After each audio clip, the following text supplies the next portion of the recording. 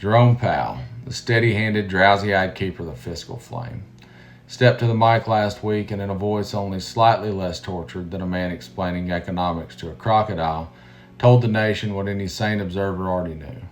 The economy is no longer balancing so much as wobbling drunk on the edge of a high wire while the clowns in Congress throw bricks at its head. Inflation, that wretched thief of the working man's grocery bill and the investor's blood pressure, refuses to go quietly. It lingers like a hangover from a party the rich threw and the poor paid for. Prices are sticky, Powell says, which is economist talk for your paycheck is buying less soup than it did when your dog was a puppy. And now because the lunatics are running the tariff asylum again, we're about to see the old import costs trickle down like acid rain. And tariffs are a dumb man's idea of economic warfare, the spiritual cousin of shooting yourself in the foot to make your neighbor limp. The idea that you can slap fees on incoming goods and not expect retaliatory fire is the kind of thinking that gets you a podcast, not a Nobel Prize. And that's where we are. Trade wars are back in fashion, like powdered wigs for people who think facts are a conspiracy. And the result is that basic shit gets more expensive. Washing machines, vegetables, car parts, medicine. The everyday economy is built on imports, and when you punch your suppliers in the face, you get higher prices and slower deliveries. And when people can't afford the products, the companies that make or sell those products fire people.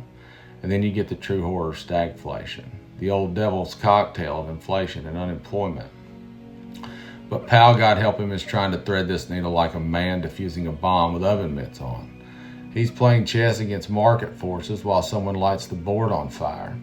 Interest rates remain high because inflation won't die, but Powell also sees unemployment clouds gathering on the horizon, ready to piss on every working class dream in America. He doesn't want to cut the rates too soon and stoke the flames, but he doesn't want to wait too long and turn this circus into a depression. He is, in short, the last serious man in the room. And now there are whispers, mutterings from the tar-stained lips of political ghouls that Powell should be removed.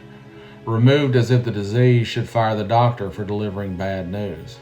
But let me say this as plainly as possible. Removing Jerome Powell would be an economic suicide note scrawled in crayon by a nation with a lobotomy. It would crash markets, send interest rates skyrocketing, and detonate whatever sliver of institutional credibility this country still has in the eyes of investors. The Fed, love it or loathe it, is the last firewall between us and Banana Republic economics. If we torch its independence, you might as well start measuring your savings in wheelbarrows. This isn't just bad policy, it's anti-policy. It's governing with a vengeance, a sort of economic arson meant to destroy the house so the cockroaches can finally have a run of the place. And where does it all lead? Not to growth, not to security, not to a middle class with its head above water, but to another bailout, another taxpayer-funded feast for the already full. Another cycle where the rich weather the storm on yachts while the rest of us are told to eat optimism and tighten the belts we can't afford. If Powell is ousted, it's not just an attack on the Fed. It's a declaration of open hostility against stability itself. The dollar will tumble, the bond markets will convulse, and the people who actually work for a living, farmers, nurses, truckers, teachers, will pay the price for one more asinine attempt to replace reality with ideology. So here we are.